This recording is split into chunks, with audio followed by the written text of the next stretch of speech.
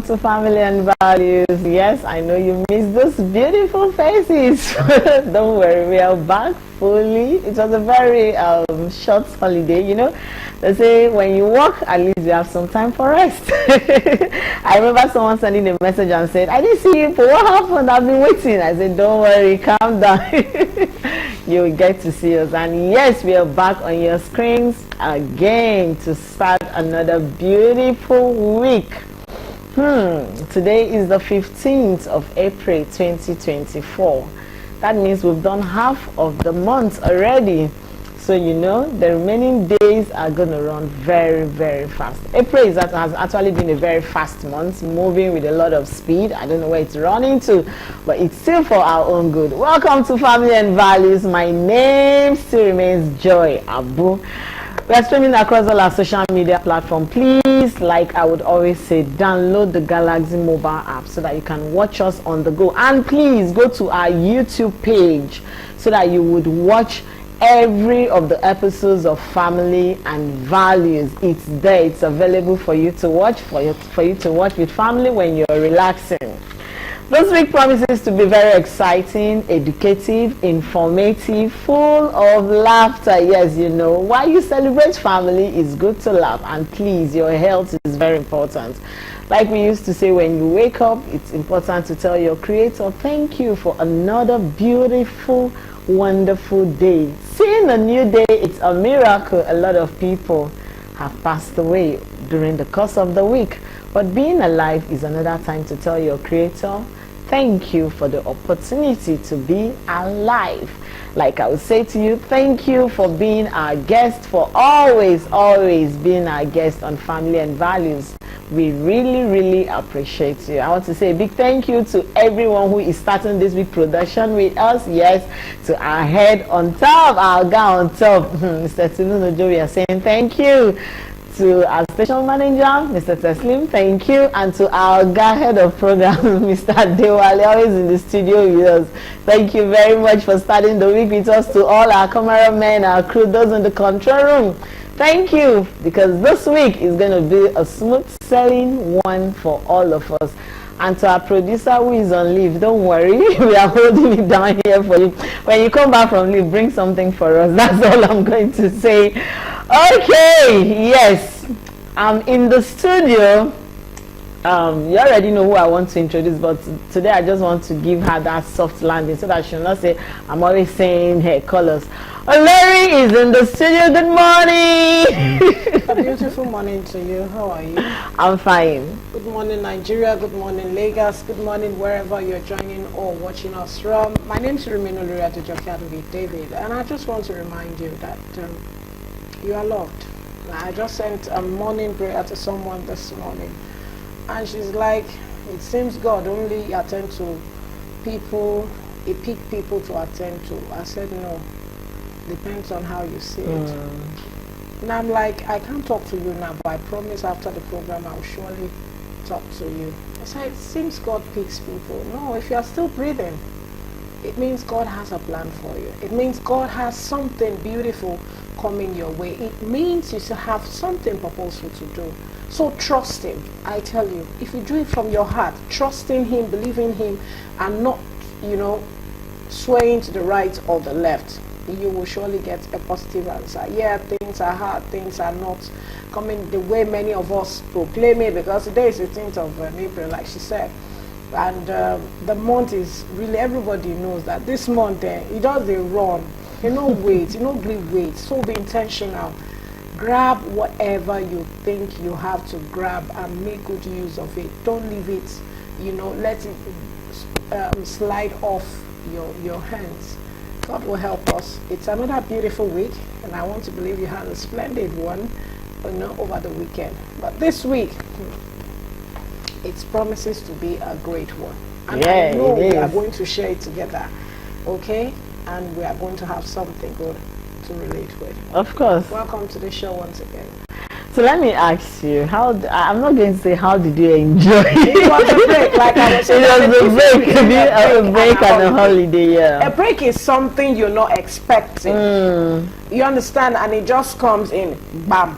And you know, the only thing you just want to do is just make good use of it, because that's come. Yeah, it's either you're picking one thing or the other. Maybe you have not visited one of your old aunties, or you have some unread books that you have kept by your bedside, or you have some plans you wanted to do, and then you not use the opportunity. But all the day is something you have planned for it. Projected. Like I was telling our producer, if I had my way, I would have, you know, decided to go to Ibadan and stay with my niece, because she's been looking. The second born is going to be a year plus, or even already a year, and I've not visited that girl. I've not even seen her since you know, she came to this world. I've only been just chatting. Even my junior like, mommy, I've not done this. I say, hey, so God have mercy. So I would have used that opportunity. Right? That short, though it looks long, because it went into the weekend. You know, it looks long, but I would have prepared myself, make a getaway, you know, like that, and just come and be like this and see Mr. Adewale, this is what I brought for you from Ibadan. Enjoy this. So I visited Galaxy Ibadan my way. So they make sense. But this is a break, really. Yeah, for me, I think I just channeled the whole energy into working. I was cleaning, you know. At the point I was just tired, you know, you're about so sumi. I had some Owambe, so yeah, you did, but I did not. So I enjoyed it. So it came in the later day in the evening. Then I quickly went to check on the cousin of mine. She saw me just like, how come? What I happened? don't understand. I was like, don't worry, it was one of those things. Okay, yes, it's a beautiful one today. Let's go on a mini feature so you have an idea into today's topic. We'll be right back. Sure, and we're talking about young marriage. Is it good or bad? We've had a lot of people rush into young marriages due to maybe the fact that they got pregnant for the guy, and the family is saying both of you have to come together and get married. Not because they are prepared, and for some reason you see them in the marriage and along the line crisis. And then there are some marriages that have sustained over the years. They got married quite early. In those days, our parents got married quite early. You have mothers who get married at 18, at 17, and they lived with their spouses for a long time, gave birth to all their children. Today we're going to be looking at both sides, the good and the bad side of young marriages. And well, viewers will always have their input here. The numbers displayed on the screen are for text messages. Please send in your comments, send in your questions. We would always take your questions and ask our guests. Today will be our guest to be joining us via Zoom in the person of Bolanle Mary Oba. She is an entrepreneur, a marriage counselor for over 2 decades, so you would understand that. She's also an author and a minister of the gospel. She's in charge of women ministry. Good morning, Bolanle Oba. Good morning, ma'am. She's joining us from Rivers State this morning. Good morning. Yes, we miss you in the studio. You know, when I reached out to her and said, you're needed in the studio, she said, I'm in River State, but I can do Zoom. I'm like, okay, let's go. As a point of correction, I've been married I will be 30 years next month. 30 years, yes, so 3 decades. That's true. Yes. That's true. Yes. 3 decades, yes. Well noted, man. Yeah, I remember you said that when you came into the studio. Yes, I still remember that 3 decades. It's good to have you again. Good morning, ma. Okay, ma. I would like to ask you, being married for over 3 decades, and you've been in the business of marriage. I'll call it a business, you know, in that school of marriage. Looking at back then and now, would you advise a young lady that comes to you, maybe she's 18, 19, 20, and say, I want to get married? Are you going to advise her to go into young marriage, looking at the society we are in today? Thank you so much for having me this morning. In as much as the legal age in most countries, and even in Nigeria, is 18 years, you know, an adult age, you know, beginning from 18 years. As a marriage counselor, there are other factors that you will have to consider before you will advise an 18 years old girl to go into marriage. There are things like emotional intelligence, the level of maturity, physiological maturity, you know. There are a whole lot of factors to consider. You cannot just look at the age. In fact, to me, age is not even a factor, because there are some 18 years old that are very matured. And you see somebody that is 24, 25 that are not ready for marriage. So a lot of factors must be put in place before you think of marriage. As a person, as a counselor, I will not advise an 18-year-old girl to go into marriage. Number one thing that you have to consider is her physiological development, her emotional intelligence, you know. Then how much does she know about her reproductive system? Then apart from that, is she empowered?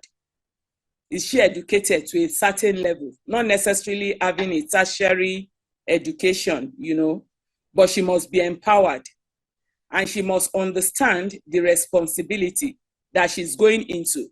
So age is not even a factor. But to think of marriage, we know legally you have to start from 18. But I wouldn't advise a girl of 18 to just go into marriage because she's 18 years. There are a whole lot of other factors to be considered before you will advise her to go into marriage. And also, you know, an adult is somebody that is sexually ready for marriage. Is matured enough to be able to carry the responsibility of a home. So it's not even about age this time. There are a whole lot of other factors to be considered when you are telling an 18-year-old to go into marriage.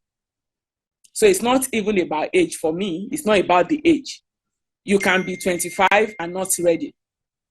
So you must be emotionally ready. You must be physiologically ready. You must be able to have, you know, emotional intelligence, then ability to control, you know, self-control, and knowing the responsibility that you are entering into, the ability to shoulder it. Then also you should have, you should know how to resolve conflict. So it's not about age for me. I wouldn't advise because a girl is 18 years old, okay, you can go into marriage. For me, I don't accept it. Ma, good morning, ma. Good morning, my sister. Good morning, ma. How are you, ma? How is the family? It's so good to see your face once again.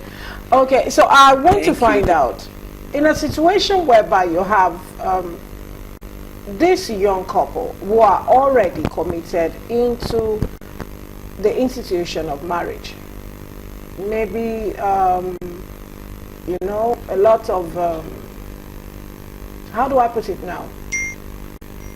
At times you have two young couples. When I mean young, maybe out of going to the adult section, exploring the adult way of life by, yes, you know, engaging sex. And fortunately their parents are like family friends and like, you people have to get married.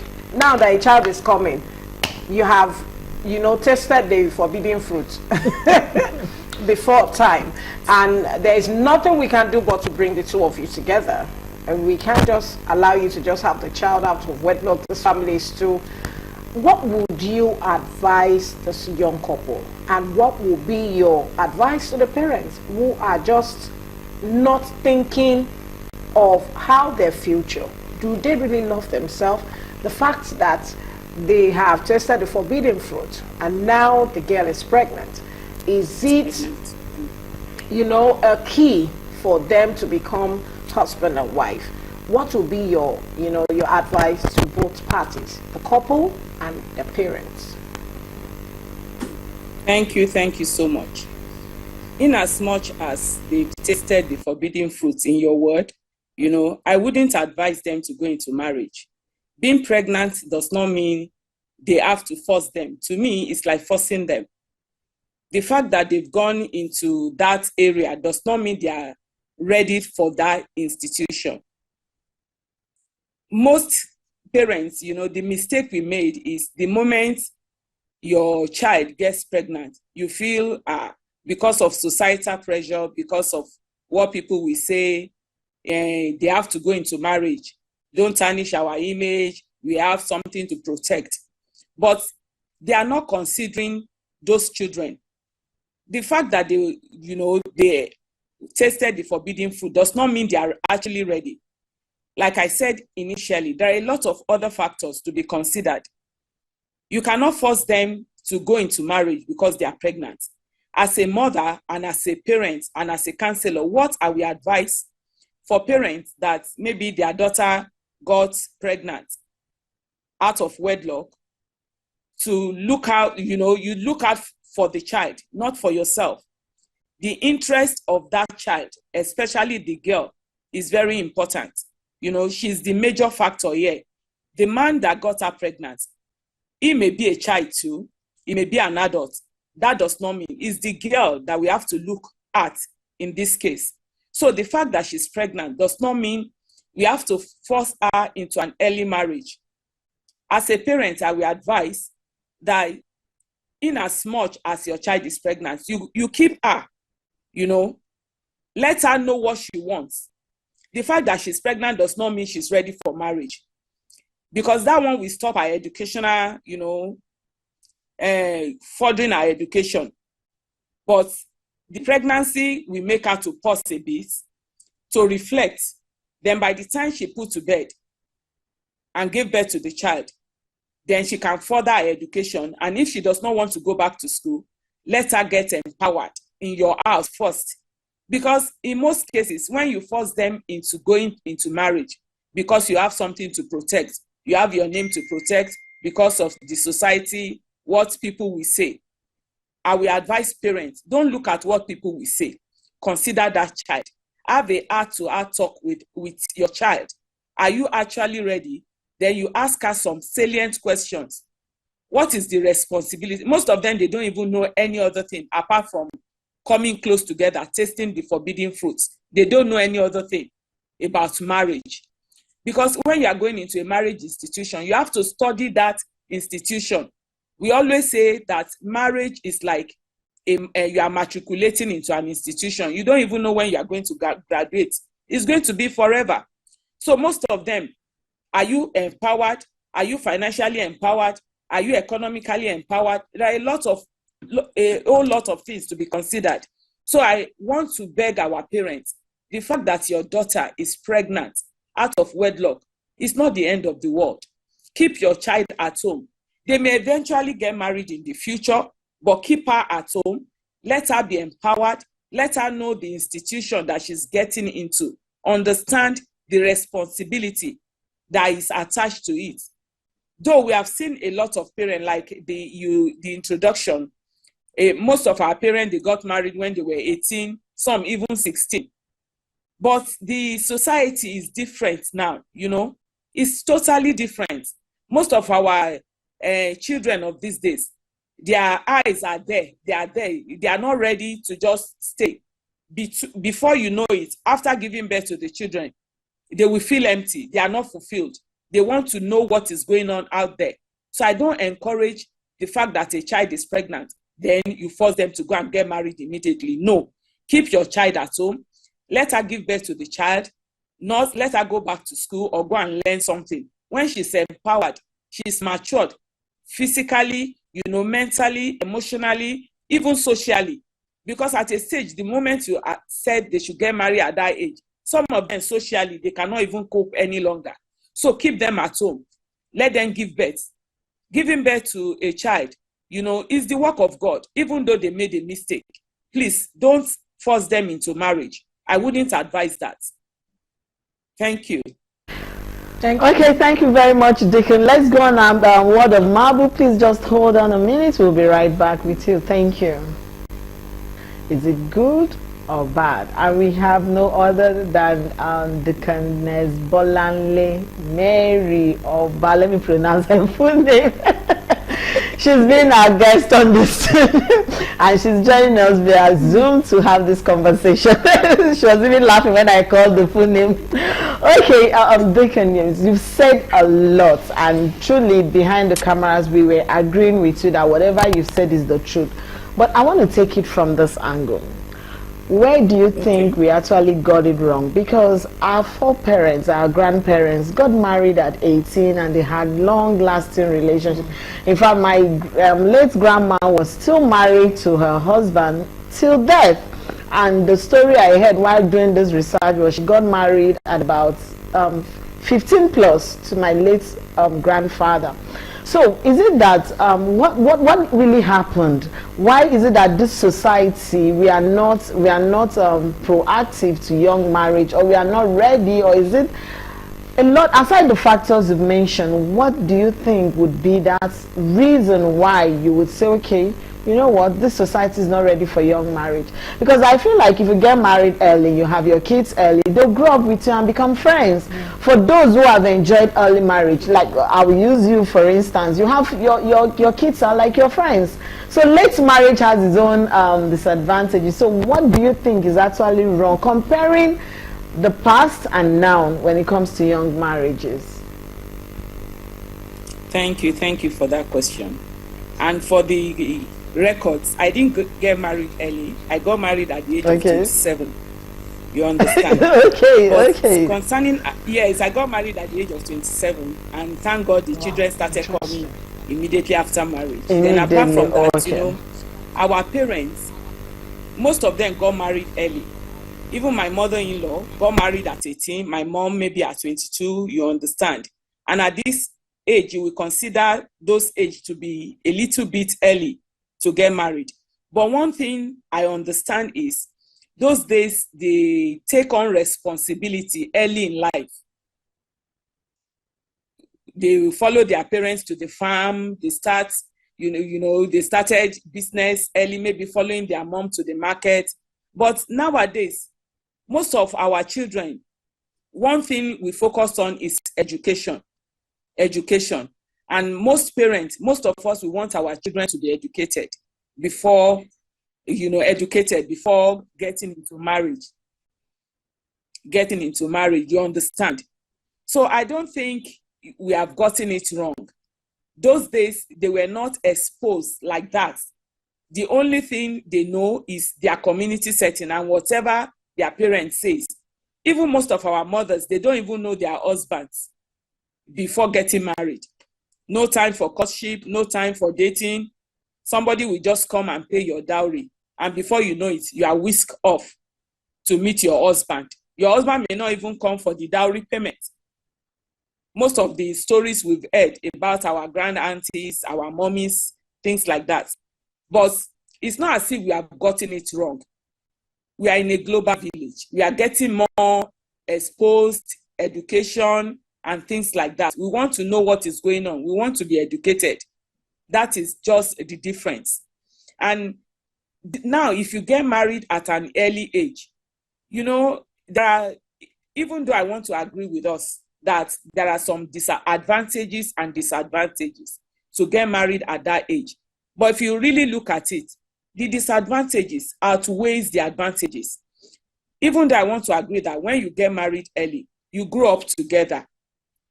You understand, you build together. You get to know yourself early. But it's beyond that. I tell you the truth, it's beyond that. And like I said, maturity is not even by age. We've seen people, even now, some people will choose to get married at 18, 20, 21. And you will see them being in their husband's house. Then some will get married at even 30. Before you know it, after 1 or 2 years, you'll be hearing their divorce. So it is about your emotional intelligence, emotional development. Then physiological, you must know what you are getting into. So I believe our parents, maybe all this sitting down, now, like I said, social media, there is no time for parents to really school their children, to talk to them about sex education, about marriage life. So we have to do more about that. It's not even about age now. There's a lot of people that are way more than 25. They don't know how to cook. And you will see a child of 16, 17. Maybe you go to visit somebody. You will notice that a child of 16, 17 is taking responsibility, taking care of the younger ones, then cooking while mommy is in the shop or has gone to work. So parents of these days, we have to do more by schooling. It's not the school in the four walls of a school, but at home, we have to school our children. We have to tell them. Like, I went to visit a niece of mine. She gave birth 2 years ago. The mom is late, and coincidentally, the dad is late. So I went to visit her, and when she gave birth, I was not around.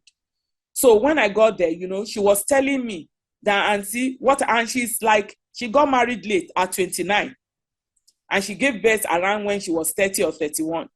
But she was telling me, auntie, my mom did not tell me that this is what I was going to go through during childbirth. So, like I still say, it's not even about the age. It's about being schooled at home about this area of responsibility. She was telling me that, auntie, I went through a lot. Through the 9 months, half of it, she was in the hospital. She was always weak. And when the baby came, she didn't really know what to do. And she was not the last born. She was like in the middle. So parents need to do more by talking to their children, especially even the male children. You have to talk to them about what you are getting into. When you get married, there should be a time of bonding for parents, especially mothers and their daughters. Tell them, so the age factor, even though it's one of it, but it's not totally. We have to talk to our children more. Like these days, when you tell children, let's go to my 12, they will be wondering, my 12K, they want to go to the supermarket. Okay, they don't really know more. I want to ask, where did we get it wrong? Where did we get it wrong? And what are the disadvantages? You can just give us the nugget of the disadvantages of having young marriages, because I look at it the way you are explaining and giving us all this with your own experience, worth of experience with dealing with counseling and all that.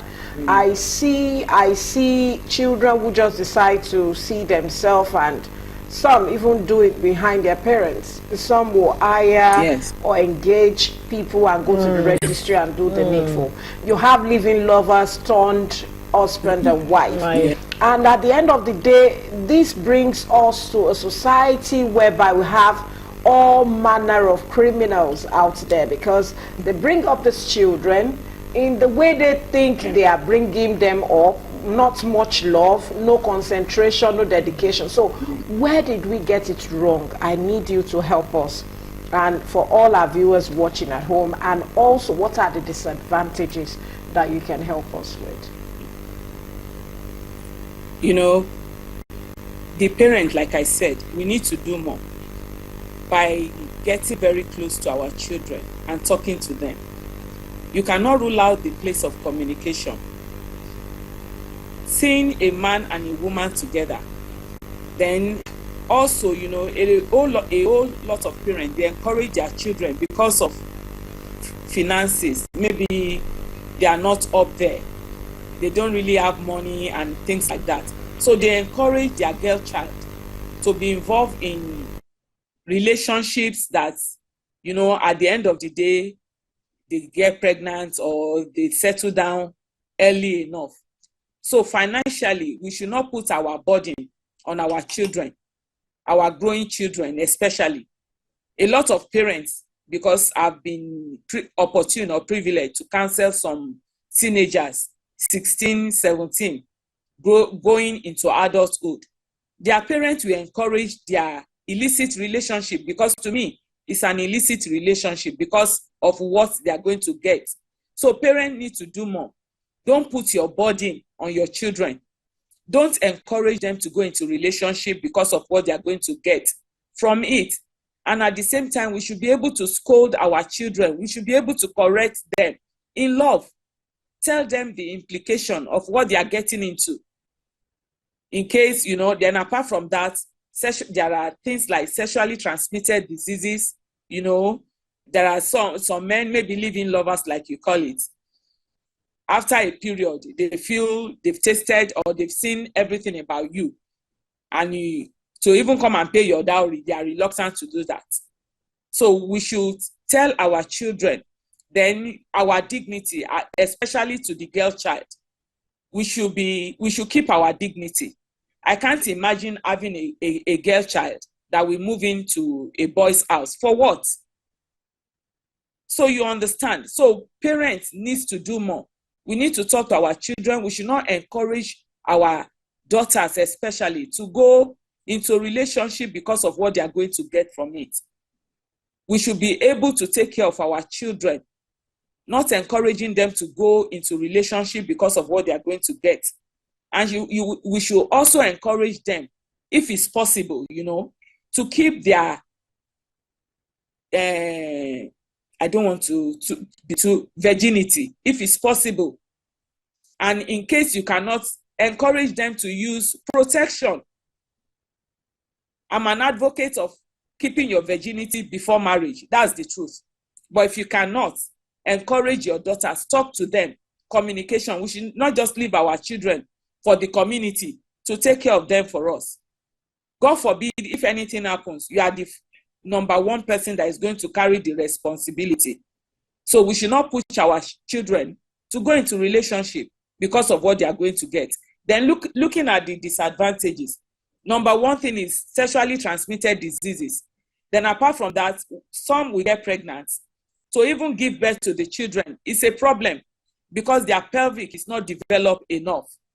You understand? I don't really want to go into that. Then most of them, your education, you cannot continue.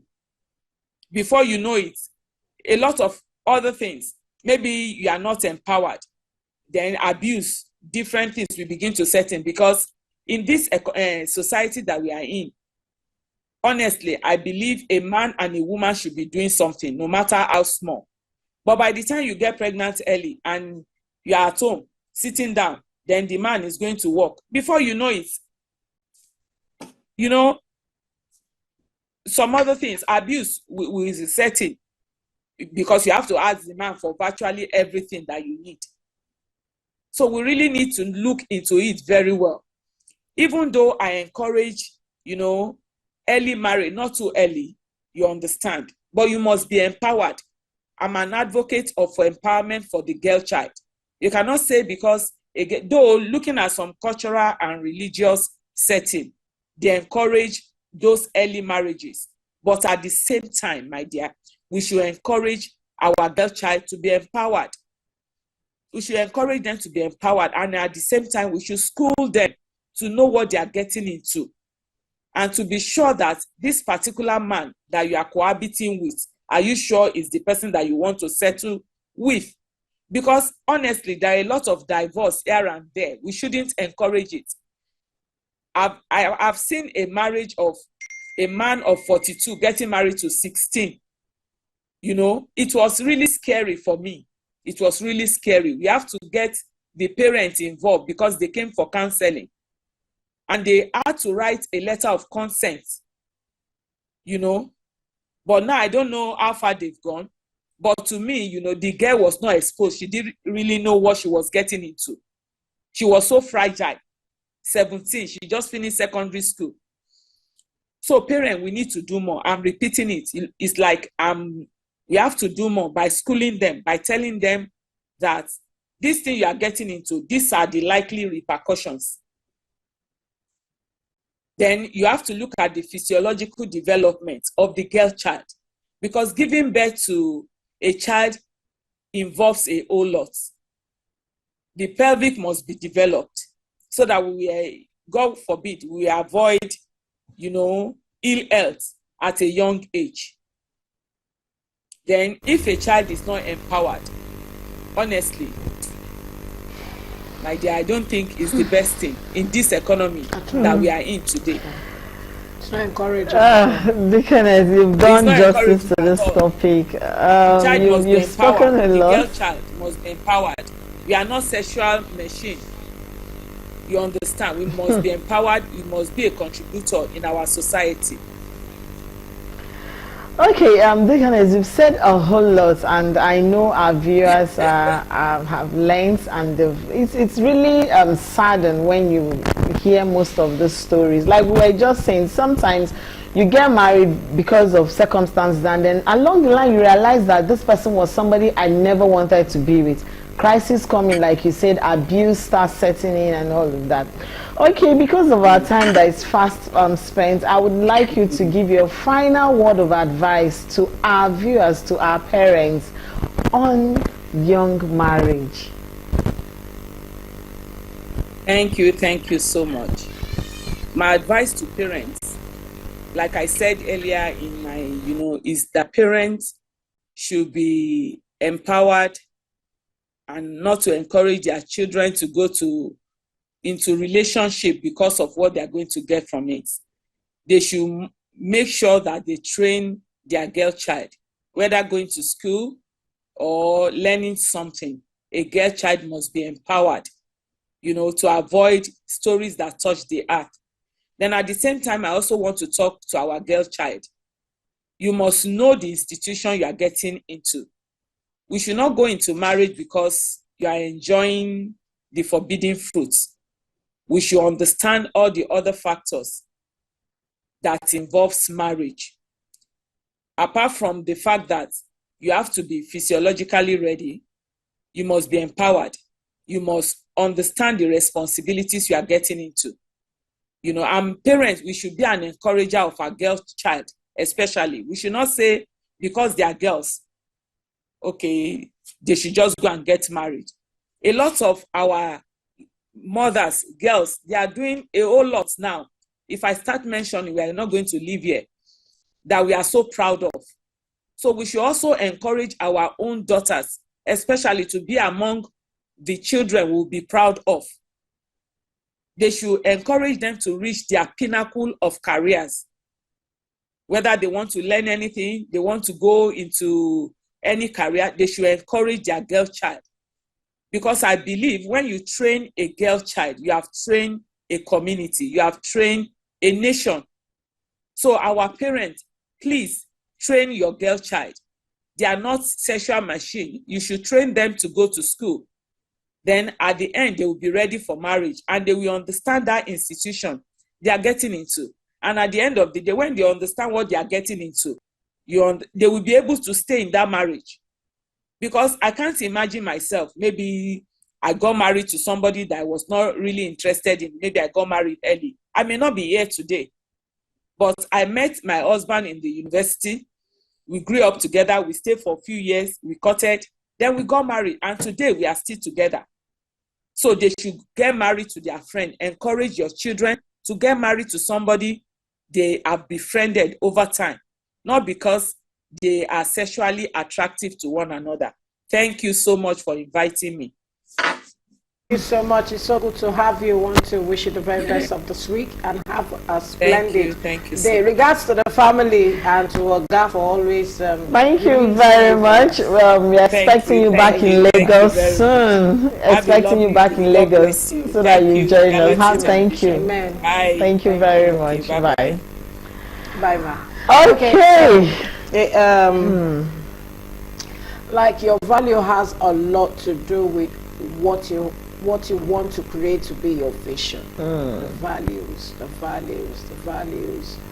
And like the topic we're looking at today, it talks so much, and it's just going back to the roots, the foundation, the father, the mother, the role they play, bringing up their children, and also encouraging them to get to where they are. Young marriage. It's wide, but I hope you've been able to learn one or two things with a few in-depth knowledge from Dickness, Paula, Papa. I want to wish you the very best of this day. Have a splendid day. My name is Rumina Oloriatojoke David. See you tomorrow. Bye for now. Yes, young marriage. There was a time we had a guest that said he was counseling young couple and they were matured and they were this. But sometimes when we talk about young marriage, we're actually talking of those that are in their 16, 17, 18 to 20 something. Sometimes some in 21, 25. In 21, 25 may not be ready. But like our guests have said, maturity matters. And look at your physical development.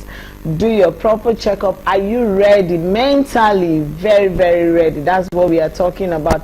It's not about, oh, she's pregnant, let her go and get married. No, are you mentally ready? Are you physically ready for it? It takes a whole lot to be in that institute of marriage.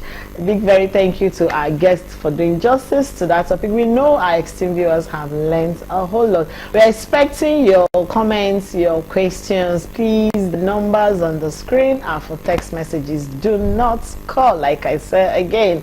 Thank you for being a part of Family and Values today. My name still remains Joy Abu. You can reach me across my social media handle at Joy Abu Official. Like I always say, you see this pretty lady's face over there.